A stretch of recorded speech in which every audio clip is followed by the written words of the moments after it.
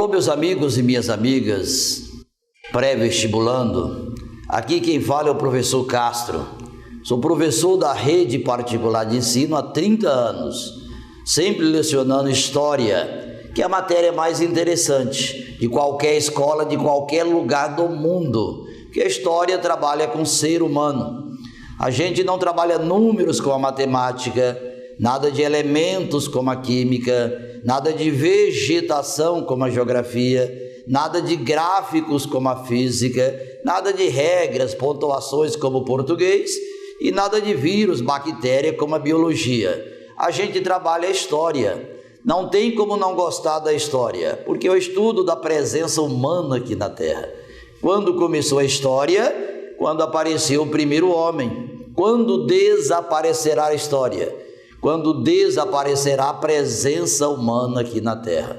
Sou o professor Cássio e vou trabalhar com você a história, nesse caso específico dessa aula, a Revolução Industrial, porque é um dos assuntos recorrentes, muito cobrado nos exames vestibulares, que provocaram mudanças profundas e repercutiram e repercute até hoje na história da humanidade. E é isso que a universidade precisa, de um aluno crítico, que tem uma boa leitura de mundo e consegue compreender os fatos mais significativos da história da raça humana. E entre os assuntos mais cobrados no Enem está a Revolução Industrial. O que foi a Revolução Industrial? Foram transformações profundas verificadas na economia europeia, assinalando a substituição da energia humana artesanal pela energia mecânica, ou seja, sai o homem, entra a máquina. Trouxe avanço, trouxe melhorias, mas trouxe prejuízo também. E o principal prejuízo foi a questão social, o desemprego, onde dezenas de pessoas trabalhavam, passou a trabalhar pilotando uma máquina. Então houve avanço, mas trouxe prejuízo. E o setor mais afetado pela industrialização foi a agricultura, com a mecanização. A Revolução Industrial provocou transformações profundas na economia, assinalando a substituição da energia humana pela energia mecânica. O que poderia cair no Enem? A Revolução Industrial começou primeiramente aonde? Qual o berço da Revolução Industrial? Começou primeiramente na Inglaterra. Por isso que a Inglaterra se tornou o principal país imperialista, porque precisava de mercados consumidores e precisava também de matérias-primas. A Inglaterra chegou a dominar e explorar 60 países, até a China, que tinha 20 vezes mais gente do que a própria Inglaterra, foi dominada e explorada pelos ingleses. O berço da Revolução Industrial foi a Inglaterra. Agora, se eles resolverem complicar, só para contrariar, e perguntarem por quê, quais as razões que explicam o pioneirismo da Inglaterra na Revolução Industrial? Matérias-primas. Quais as primeiras matérias-primas utilizadas na Revolução Industrial? Carvão e ferro, e vapor d'água. E quem é que tinha maior quantidade, fácil acesso e boa qualidade? A Inglaterra. Além de possuir matérias-primas, um outro fator que explica por que começou primeiramente na Inglaterra: mão de obra disponível, urbanização precoce, predomínio da vida urbana. A maioria dos países europeus ainda tinha o predomínio da vida rural. E a Inglaterra passou por um processo de urbanização provocado pela lei dos cercamentos, enclosure, precisando criar ovelhas para usar a lã na indústria fabril, cercaram as terras e expulsaram as pessoas de lá. Êxodo por expulsão, o que levou um escritor a lamentar: que curioso país é este, onde ovelhas valem mais do que seres humanos. Thomas More, criticando o processo de cercamento precisando criar ovelhas para usar a lã na indústria fabril, eles cercavam e expulsavam as pessoas de lá. Então, mão de obra disponível provocado pela lei do enclosure, pela lei do cercamento. Mas não adiantava nada a Inglaterra ter matérias-primas, ter urbanização precoce, ter mão de obra disponível, se não tivesse a ideologia liberal no poder. A maioria dos países europeus ainda eram absolutistas, mercantilistas, e tinha uma forte intervenção do Estado na economia.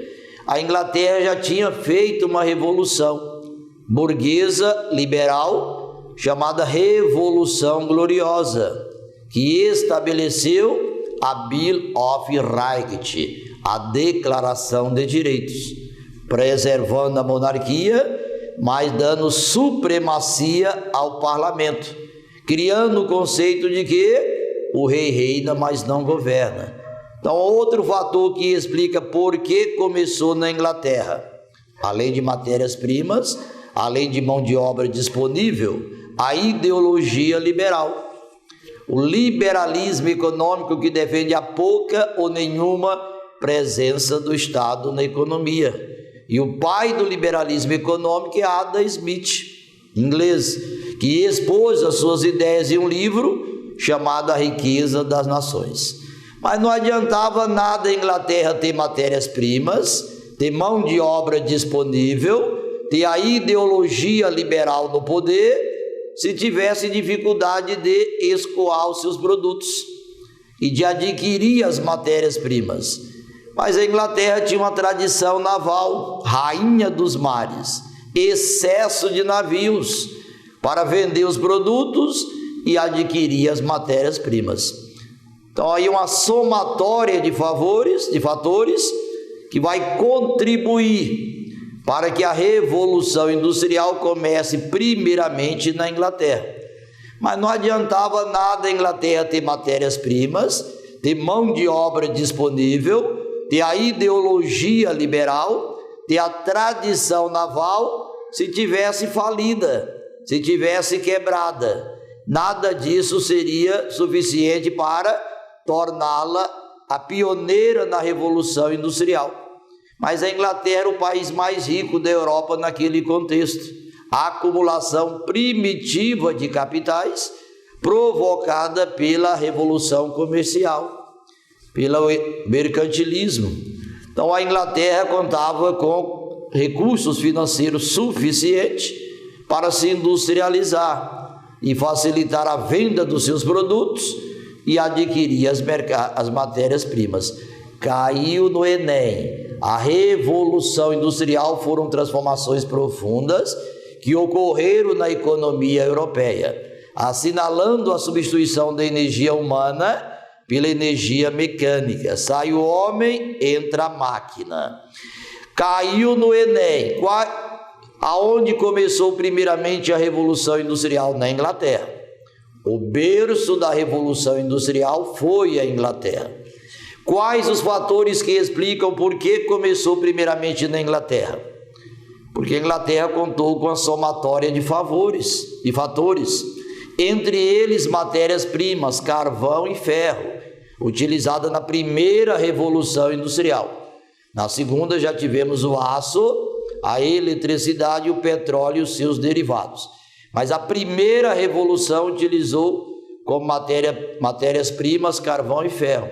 Mão de obra disponível, provocado pela urbanização, lei do enclosure, cercamentos. Ideologia liberal, liberalismo econômico, implantado a partir da Revolução Gloriosa, também chamada Revolução Sem Sangue, de 1688, que eliminou o absolutismo, manteve a monarquia, mas deu supremacia ao parlamento, criando o conceito de que o rei reina, mas não governa, tradição naval e acúmulo primitivo de capitais. tranquilo, não tem como fazer confusão, e revolução industrial despenca no Enem. As consequências da revolução industrial. Primeira consequência aí, a revolução industrial acabou com aquela sociedade estamental, em que as pessoas valiam pelo sobrenome e pelos seus títulos. A revolução industrial dividiu a sociedade em dois grupos, burgueses e os proletários. Quem são os burgueses? Os donos dos meios de produção. E o que vem a ser meios de produção? A fábrica, a indústria e a terra. E quem são os proletários? Operários, os trabalhadores, cuja única riqueza que tem é a força do seu trabalho, porque tudo que gera ou produz riqueza concentra-se nas mãos da burguesia. Então a revolução industrial dividiu a sociedade em dois grupos antagônicos, burgueses e proletários, e consolidou o poder econômico nas mãos da burguesia, enfraquecendo a nobreza rural que mandava e desmandava na Europa durante toda a Idade Média. Outra consequência da Revolução Industrial, o fim do trabalho escravo, porque entrou em contradição industrialização e escravidão. O que a Inglaterra precisava? De assalariados para comprar os seus produtos, e a escravidão prejudicava os interesses econômicos da Inglaterra. Foi a Inglaterra que, após se industrializar, começou a pressão para a abolição da escravidão. Não era o interesse humano, não era o interesse cristão de não aceitar o homem ser explorado por outro homem. Era o interesse econômico, era o interesse comercial, já que escravo trabalha de graça, não tem condições de comprar nada, e o interesse da Inglaterra era mão de obra assalariada. A primeira lei contra a escravidão foi uma lei inglesa, Bill Aberdeen, que proibia o tráfico negreiro. Por isso que em suaves prestações aboliram a escravidão no Brasil, porque tinha dificuldade de adquirir escravos devido à pressão exercida pela Inglaterra de proibir o tráfico negreiro. Além da divisão da sociedade em dois grupos antagônicos, burgueses e proletários, a revolução, além também do fim do trabalho escravo, a revolução industrial também provocou a questão social. Surgiu uma longa e cansativa jornada de trabalho. Ao invés de trabalhar em casa como era, tinha que trabalhar na fábrica e se sujeitar ao apito da fábrica, hora de entrada, hora de saída, e todas as ferramentas pertenciam ao burguês. E aí houve um excesso de carga de trabalho, uma longa e cansativa jornada de trabalho, sem nenhum direito trabalhista, péssimas condições higiênicas, péssimas condições de trabalho, longa e cansativa jornada, exploração do trabalho infantil, exploração da mão de obra. E se tem a exploração, tem a revolta contra a exploração. Ninguém se conforma em ser explorado por ninguém. Surgiram as revoltas sociais, as revoltas dos trabalhadores, o ludismo e o cartismo. Ludismo de caráter sindical consistia na entrada dos trabalhadores nas fábricas e a destruição das máquinas. E o cartismo tinha, além das reivindicações trabalhistas, reivindicações também políticas e eleitorais. Então, se tinha exploração, tinha a luta contra a exploração. Ninguém se conforma em ser explorado por ninguém. Os trabalhadores se revoltaram e as principais revoltas sociais, principais revoltas trabalhistas, provocada pela Revolução Industrial e pela exploração da mão de obra por parte da burguesia, longa e cansativa jornada de trabalho, a ausência completa de direitos trabalhistas. As duas principais revoltas foram o ludismo e o cartismo. Além das revoltas dos trabalhadores, alguns escritores escreveram livros, doutrinas, para defender os trabalhadores. Entre os defensores da questão social e dos trabalhadores contra a exploração excessiva da burguesia, nós temos a corrente socialista. Socialismo é uma doutrina que defende os interesses dos trabalhadores. Liberalismo defende os interesses da burguesia, dos industriais, dos capitalistas, dos empresários. Liberalismo está ligado ao capitalismo e o socialismo está ligado aos trabalhadores. A primeira corrente de ideias socialistas é o socialismo utópico. Os primeiros socialistas que achavam que poderia resolver os problemas sociais através do cooperativismo, da bondade, da conciliação de classe, foram chamados de utópicos, de sonhadores, de românticos, porque propunha resolver os problemas sociais, mas não apontava os meios e não questionava a propriedade privada e nem a luta de classes entre trabalhadores e burgueses. Então, o socialismo é uma doutrina que defende os interesses dos trabalhadores, pregando a socialização dos meios de produção. Primeira corrente foram chamados de socialistas utópicos, sonhadores, românticos, que propunha resolver os problemas sociais, mas não apontava os meios e não questionava a propriedade particular e nem a luta de classe. Por isso que surgiu uma outra corrente socialista chamada de socialismo científico, ou socialismo real, ou de marxismo, já que o principal pensador foi Karl Marx, e ele vai propor resolver os problemas sociais, acabar com a exploração do homem sobre o homem e vai apontar os meios. A luta de classe, a felicidade dos trabalhadores é a infelicidade da burguesia.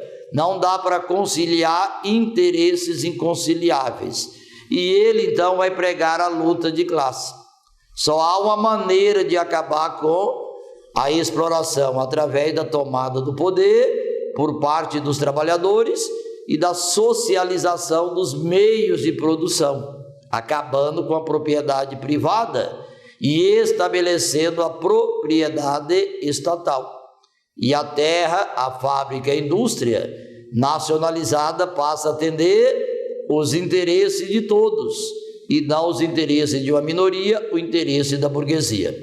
E Karl Marx, além da luta de classe, também tem o materialismo histórico, a dialética, as contradições do sistema capitalista, a mais-valia e a exploração do trabalho é o lucro. O trabalhador produz 100 pares de sapato e ao invés de receber pelos 100 pares, recebe 10. O resto fica com o burguês, o dono da fábrica que não trabalhou, não suou, mas é o dono do meio de produção.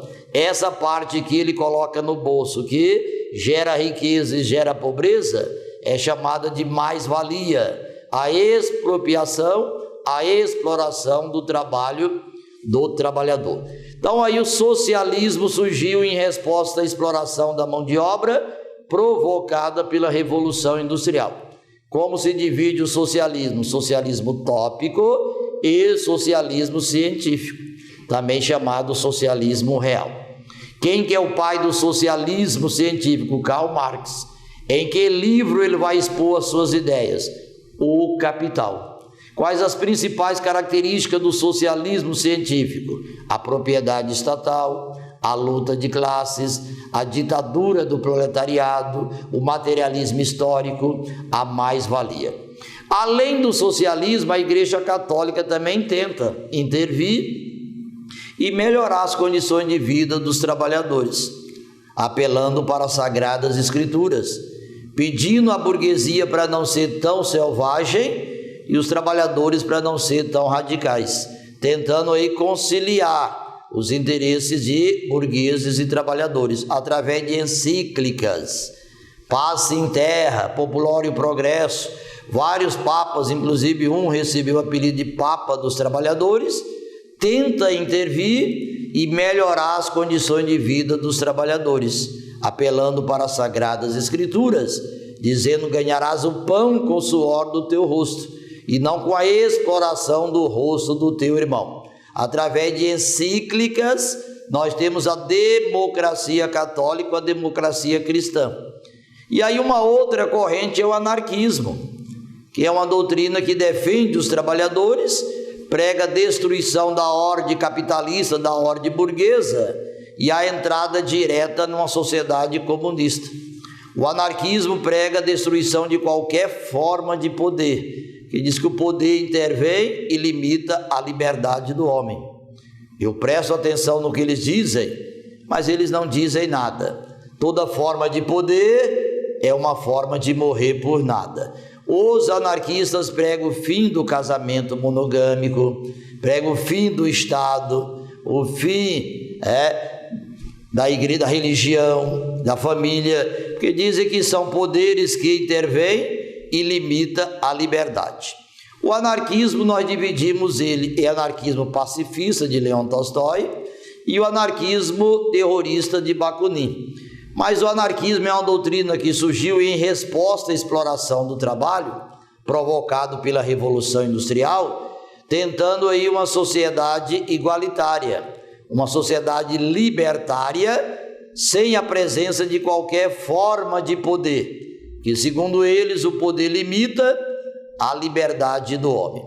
Além dessas consequências provocadas pela Revolução Industrial, a divisão da sociedade em dois grupos antagônicos, burgueses e proletários, o fim do trabalho escravo, porque era contraditório industrialização e escravidão, as revoltas sociais dos trabalhadores provocado pela longa e cansativa jornada de trabalho, as doutrinas sociais que surgiram em defesa dos trabalhadores, o socialismo utópico e científico, a democracia cristã ou católica, o anarquismo.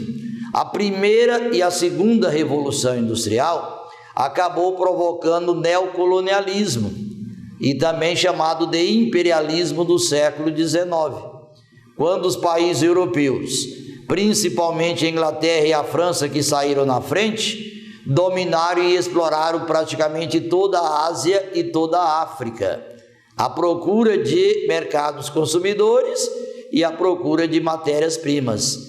O imperialismo, a brutal exploração da Ásia e da África por parte dos países europeus, está diretamente ligada à primeira e à segunda revolução industrial, porque ao se industrializar, eles precisavam vender os seus produtos, e a Europa não tinha condições de absorver tudo aquilo que eles produziam.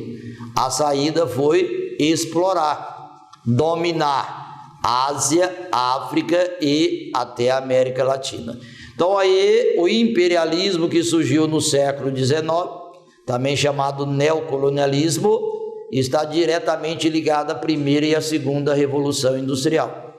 E entre os fatores que provocaram o imperialismo, a primeira e a segunda revolução, a busca de mercados consumidores, a busca de matérias-primas, escoar parte do capital excedente, a justificativa para o imperialismo, a exploração da Ásia e da África por parte dos países imperialistas europeus, o fardo do homem branco,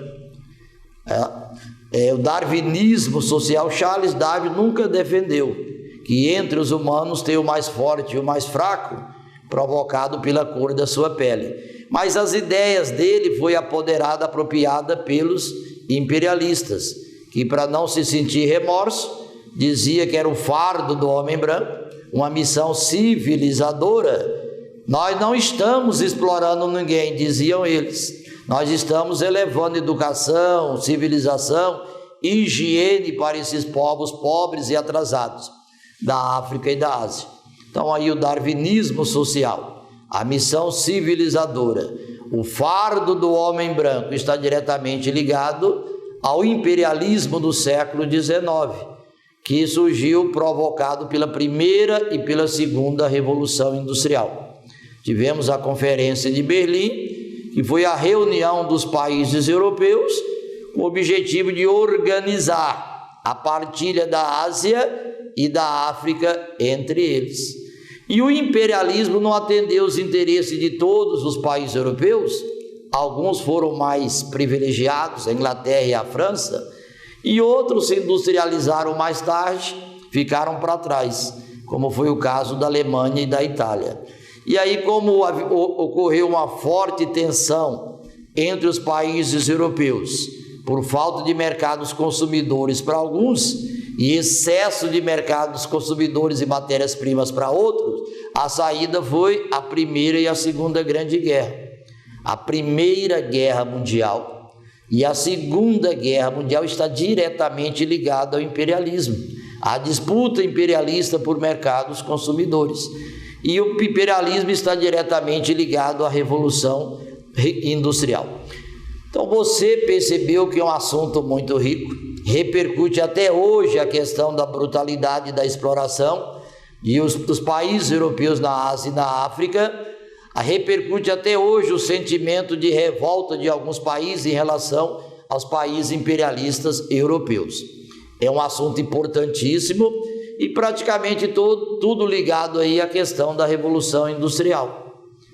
Questão do desemprego, a questão da exploração do trabalho, a questão da concentração urbana provocada pela concentração fundiária, todos esses fatores foram provocados a partir da Revolução Industrial. Trouxe avanço, trouxe conforto, melhorou a vida de alguns, mas trouxe prejuízo. E o principal prejuízo provocado pela Revolução Industrial foi o desemprego. Porque quando você perde o emprego, você perde a autoestima. Você quer trabalhar, você quer produzir, você quer dar uma boa qualidade de vida para os seus, mas não tem emprego para todo mundo. E aí muitos aí vão para a violência ou para a prostituição. Ninguém nasce ladrão, ninguém nasce prostituta.